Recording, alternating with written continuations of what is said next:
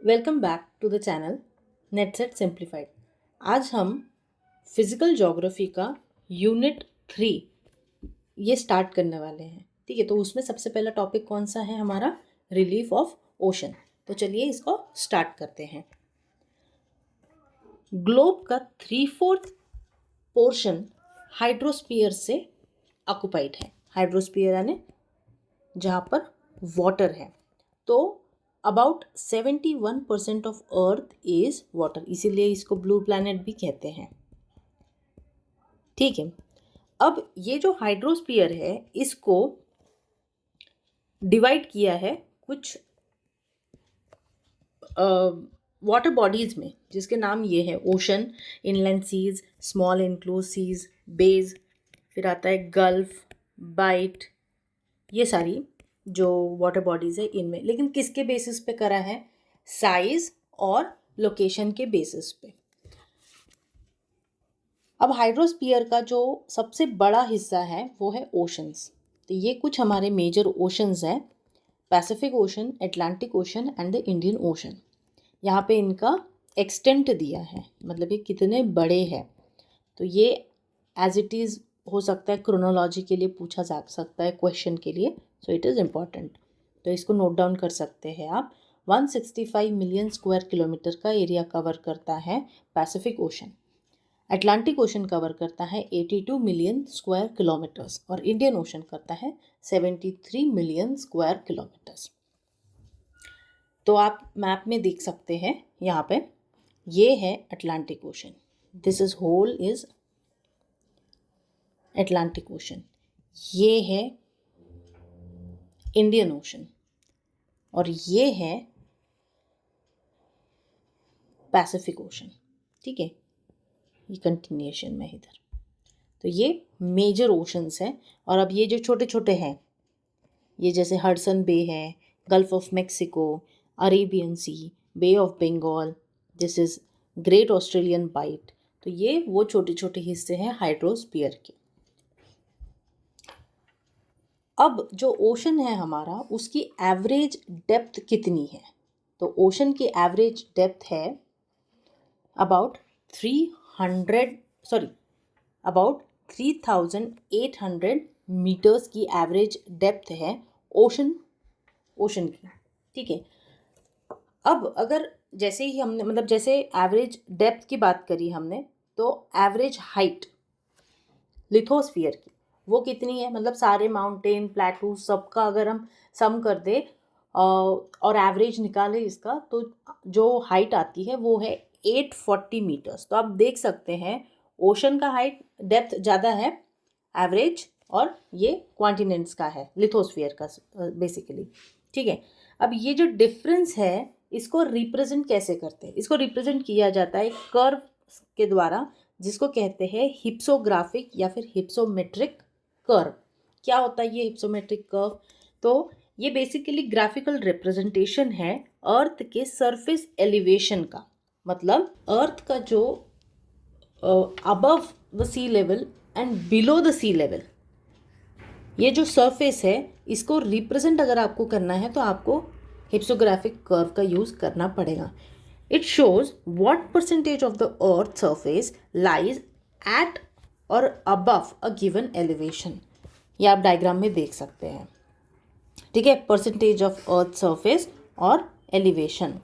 आपका y axis पे elevation है और x एक्सिस पे अर्थ का परसेंटेज, सरफेस परसेंटेज मेंशन करा है। ठीक है, तो ये आपको याद रखना है। इसको डायरेक्टली एज अ MCQ पूछा जा सकता है कि हिप्सोग्राफिक या फिर हिप्सोमेट्रिक कर्व क्या होता है। मूविंग फॉरवर्ड, अब रिलीफ ऑफ ओशन फ्लोर क्या है? रिलीफ का सिंपल मीनिंग ये है कि फीचर्स क्या है, ओशन के फ्लोर पर क्या वेरियस फीचर्स हमको मिलते हैं। तो हमको मिलता है continental shelf, continental slope, abyssal या फिर deep sea plains, ocean trenches and deeps. Diagram में आप देख सकते हैं, ये जो पोर्शन है, दिस पोर्शन, इसको हम कहेंगे कॉन्टिनेंटल शेल्फ। कॉन्टिनेंटल शेल्फ के बाद ये जो स्लोपिंग पोर्शन है, इसको हम कहेंगे कॉन्टिनेंटल स्लोप। उसके बाद आता है अबाइसल प्लेन, ये है आपका अबाइसल प्लेन्स। ठीक है, अब अबाइसल प्लेन में कुछ छोटे छोटे माइनर रिलीफ्स हैं, जैसे सी माउंट, अबाइसल हिल हो गया। ठीक है, एक और होता है गुयोट, ये बेसिकली सी माउंट होता है जिसका टॉप फ्लैट होता है। ठीक है, मतलब ये हो गया सी माउंट और ये हो गया गुयोट। ठीक है, तो ये मेजर ओशन के रिलीफ्स है या फिर फीचर्स है जो ओशन पे हमको मिलते हैं। इसमें फिर वॉल्केनिक आइलैंड्स भी आ गए, सबमरीन कैनियंस भी आ गए, ट्रेंचेस। ठीक है, तो ये सारा ओशन के रिलीफ्स हैं। अब एक एक को देखते हैं हम। कॉन्टिनेंटल शेल्फ क्या है? इट इज़ शैलो, शैलो मतलब ज़्यादा गहरा नहीं है।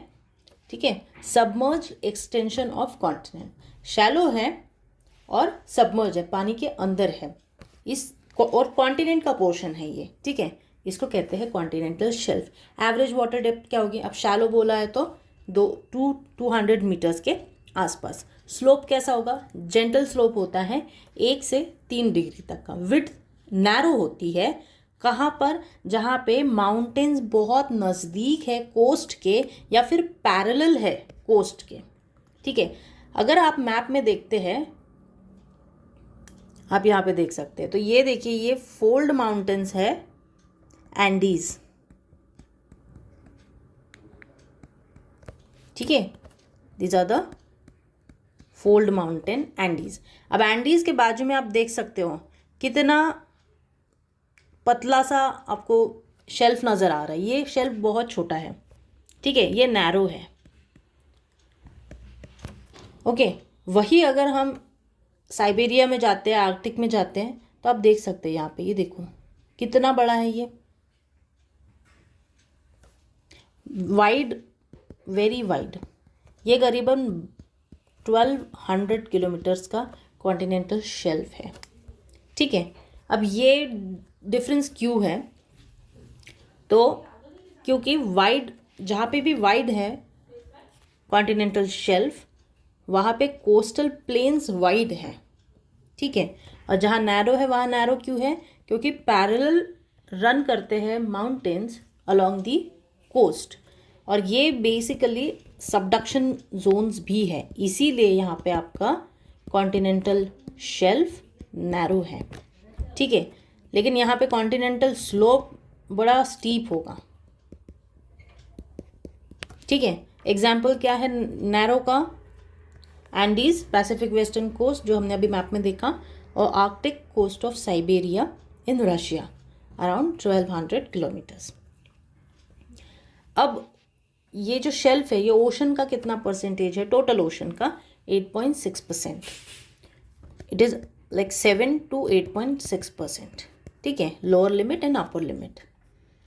नाउ अप्रोक्सीमेट ईच ओशन, मतलब हर एक ओशन में कितना कॉन्टिनेंटल शेल्फ है वो अब देखते हैं।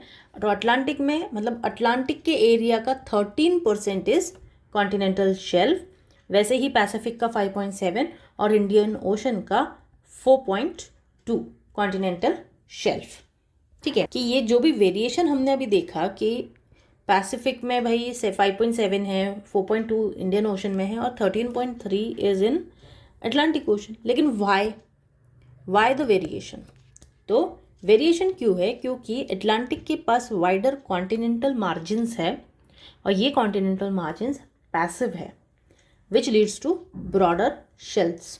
ठीक है, ये प्लूरल है इसलिए शेल्फ्स हो गया है। ठीक है, Pacific ocean is dominated by active margins, जहाँ पे ट्रेंचेस, सबडक्शन जोन्स, ये सारी चीज़ें हैं। Therefore the shelfs are narrower. और इंडियन ओशन में दोनों है, एक्टिव भी है पैसिव भी है, इसलिए मॉडरेट शेल्फ हमको मिलता है। अब इस कॉन्टिनेंटल मार्जिन को आप प्लेट बाउंड्री के साथ कंफ्यूज ना करें। ठीक है, फॉर एग्जाम्पल ये मिड ओशियानिक रिज है, तो ये यहाँ पे जो चीज़ है, this is your plate boundary. लेकिन जो कॉन्टिनेंट के पास है, ठीक है, ओशन और कॉन्टिनेंट, ये वाली जो चीज़ है, इसको कहेंगे कॉन्टिनेंटल मार्जिन। ठीक है, तो अटलांटिक के पास ये पैसिव है, पैसिफिक के पास ये एक्टिव है, और इंडिया के पास, इंडियन ओशन के पास ये दोनों है। ठीक है, तो हमारा कॉन्टिनेंटल शेल्फ हमने ख़त्म कर लिया है। अब चलते कॉन्टिनेंटल स्लोप पे। Continuously sloping portion of the continental margin, ठीक है, जो ओशन और कॉन्टिनेंट के बीच वाली जो जगह है वो, seaward of the continental shelf and extending down to the deep sea floor of the abyssal plain is known as continental slope। Simple भाषा में अगर आप साइड से देखते हैं तो ये आपका कॉन्टिनेंटल शेल्फ हो गया, और ये जो चीज़ है, अब नीचे में आपके अबाइसल प्लेन है, ठीक है, अबाइसल प्लेन और शेल्फ। अब ये जो स्लोपिंग चीज़ है इसी को हम कहेंगे स्लोप, कॉन्टिनेंट पे है इसलिए कॉन्टिनेंटल स्लोप। ठीक है, अब इसका स्लोप कैसा है, ये बहुत स्टीप होता है, तो कहीं पे ये 5 डिग्रीज है तो कहीं पे 60 डिग्री से भी ज़्यादा स्टीप स्लोप है। डेप्थ ऑफ वाटर कितनी होती है, गहराई ज़्यादा होती है, सो 200 मीटर से लेकर के 2000 मीटर तक के आपको इसका डेप्थ मिलेगा, वाटर डेप्थ। ठीक है, अब ओशंस में टोटल ओशंस का 8.5% ओशन बेसिन का कॉन्टिनेंटल स्लोप है। वैसे ही अटलांटिक का रिस्पेक्टिव ओशन के एरिया का कितना परसेंटेज है, तो अटलांटिक में 12.4 है, पैसिफिक में 7 है, और इंडियन ओशन में 6.5% है। अब कॉन्टिनेंटल स्लोप पे एक और इम्पॉर्टेंट सिग्निफिकेंट रिलीफ मिलता है जिसको कहते हैं सबमरीन कैनियंस एंड ट्रेंचेस। अब ये दोनों जो चीज़ें हैं they are transverse to the continental slope, मतलब ये अगर आपका कॉन्टिनेंटल स्लोप है तो इस प्रकार से होगा, ट्रेंच भी और आपका सबमरीन कैनियन भी। अब समझते हैं सबमरीन कैनियन होता क्या है। ये बेसिकली जैसे रिवर की वैली होती है लैंड पे, उसी प्रकार अंडर वाटर रिवर वैली मतलब सबमरीन कैनियन होता है। It is a deep V-shaped valley that is cut into continental shelf and slopes and sometimes extending to the deep sea floor or the abyssal plains। ठीक है, अब आगे बढ़ते, ये diagram है, आप देख सकते, ये अगर ये मतलब ये वाटर है, you can see this, okay. अगर ये लैंड पे होता तो ये सिंपल रिवर वैली होती, ठीक है। अब ये वाटर के अंदर है, सबमर्ज्ड है, इसीलिए हम इसको बोलेंगे सबमर्ज्ड कैनियन। ठीक है, आप देख सकते ये उसका मेन फ्लो है। ठीक है, this is a tributary just like river, tributary canyon है। This is thalweg. थालवेग क्या होता है, thalweg it is the deepest point of the river, या फिर ये जो हमारा सबमरीन कैनियन है इसका, ये जो थालवेग है ना, इसको कभी कभार अगर दो देशों के बीच में कोई नदी है तो बाउंड्री के लिए थालवेग का इस्तेमाल होता है। ये वो पॉइंट होता है जहाँ पे रिवर इज़ डीपेस्ट और रिवर के वाटर का फ्लो भी यहाँ पे सबसे ज़्यादा होता है। ठीक है, तो सिंपल ये कुछ नहीं है, ये बीच मतलब रिवर के बीच की वो जगह है जहाँ पे रिवर इज़ द डीपेस्ट। ठीक है, तो इंडस वगैरह का जो बाउंड्री निकाली है वो थालवेग प्रिंसिपल से ही निकाली है। ठीक है, तो ये था हमारा डायग्राम सबमरीन कैनियन का। अब देखते हैं इसकी फॉर्मेशन कैसी होती है, बहुत ब्रीफ में देखेंगे। तो फॉर्मेशन होती है टर्बिडिटी करंट्स। टर्बिडिटी करंट्स क्या होते हैं, अंडर वाटर पावरफुल लैंडस्लाइड्स जो सेडिमेंट्स को स्लोप के थ्रू नीचे लेके जाती है और उसी के वजह से आपका कैनियन बन जाता है। ये जो करंट्स होते हैं ना, ये इरोड करते हैं स्लोप को और उसी इरोजन की वजह से एक कैनियन बन जाता है। रिवर इरोजन, आइस एजेस में क्या था कि ये जो पोर्शन है कॉन्टिनेंटल शेल्फ का और कॉन्टिनेंटल स्लोप का, ये एक्सपोज्ड था। ठीक है, तो वहाँ तक रिवर्स थी, लेकिन फिर वार्म फेज आया और बाद में वो सबमर्ज हो गया, तो ये माना जाता है कि उसी का रिमेन्स है। ठीक है, मतलब जो आइस एज के टाइम पे रिवर्स थी उसी का ये एक्सटेंशन है। ठीक है, टेक्टोनिक एक्टिविटी की वजह से भी हो सकता है फॉल्टिंग और अर्थक्वेक कैन इनिशिएट और इन्फ्लुएंस द सबमरीन कैनियन। तो अभी हमने कॉन्टिनेंटल शेल्फ और स्लोप दोनों कवर कर लिया। अब चलते हैं आगे डीप सी प्लेन्स। तो डीप सी प्लेन्स को अबाइसल प्लेन भी कहते हैं। These are flat featureless plain, लेकिन इन पे छोटे छोटे कुछ माइनर फीचर्स होते हैं, जैसे कि हमने आगे देखा था, क्या था, सी माउंट एंड गुयॉट्स, अबाइसल हिल्स भी होती हैं। ठीक है, तो ये छोटे छोटे माइनर वहाँ पे रिलीज है ही, एकदम से फीचरलेस नहीं है, but majorly it is a featureless plain. Depth कितनी होती है? 3000 से लेकर के 6000 मीटर तक की डेप्थ होती है। कितना पोर्शन टोटल ओशन का ऑक्यूपाई करता है? About 75.9% of the total ocean basin. Respective oceans का कितना एरिया लेता है? अटलांटिक में ये 54.9% है, पैसिफिक में 80% है, और इंडियन ओशन में भी about 80% of the Indian ocean is abyssal plain. अब आप बोलोगे भाई ये अटलांटिक में ज़्यादा क्यों है, सॉरी कम क्यों है, और पैसिफिक और इंडियन में ज़्यादा क्यों है?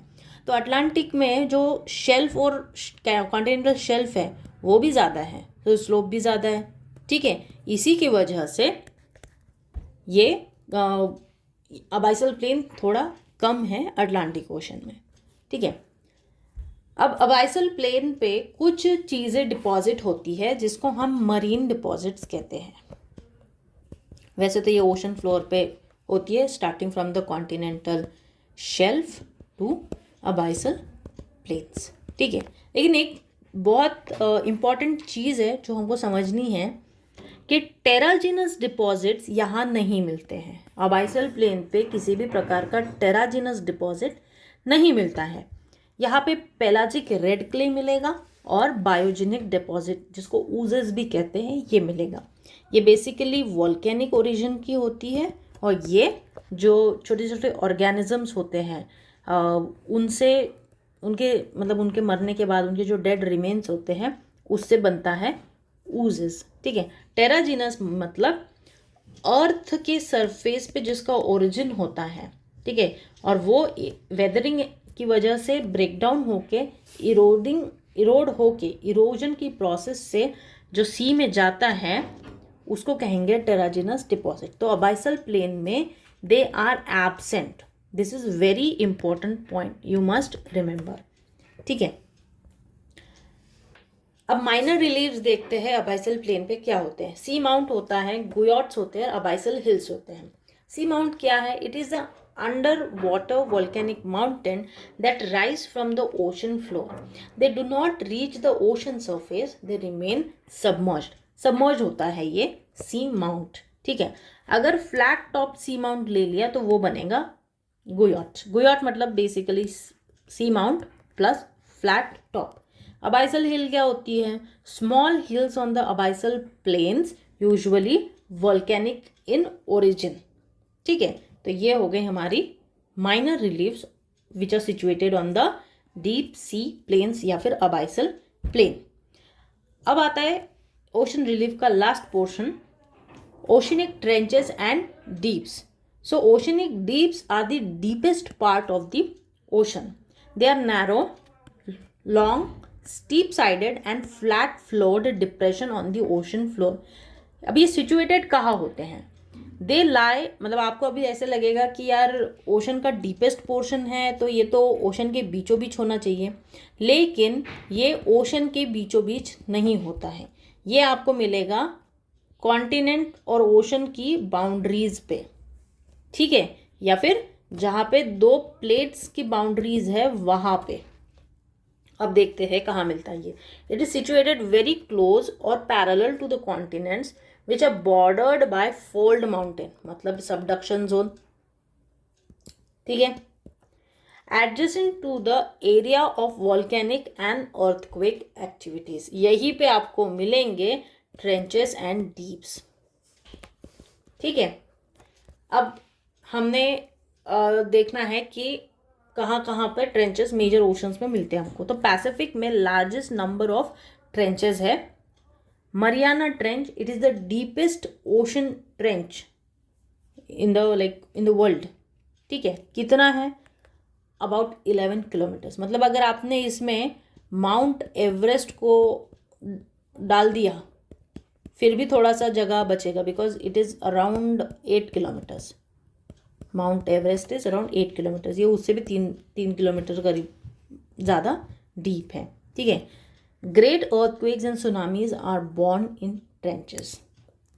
Okay, so now we have covered the first portion, first subtopic of unit 3 which is oceanography. ठीक है. कॉन्टिनेंटल शेल्फ कवर किया, कॉन्टिनेंटल स्लोप कवर कर लिया, अबाइसल प्लेन, उसके ऊपर के माइनर रिलीफ्स और ओशन ट्रेंचेस एंड डीप्स. अब कोई भी अगर आपको डाउट होगा तो प्लीज़ आप कमेंट सेक्शन में उसको मेंशन करें. ठीक है. I will try to answer all your doubts. तो ये देख सकते हैं आप, हमने ओशन रिलीफ का पोर्शन कवर कर लिया है. अब नेक्स्ट लेक्चर में हम देखेंगे ओशन डिपॉजिट्स और उसके बाद हम यूनिट का एक एक सब टॉपिक को कवर करेंगे और एंड में हम सारे क्वेश्चंस को कवर करेंगे जो महाराष्ट्र सेट में पूछे गए हैं अभी तक के. ठीक है. Thank you so much for watching the lecture. Please share, subscribe and like the video. It acts as a motivation for me to create the content. Thank you so much.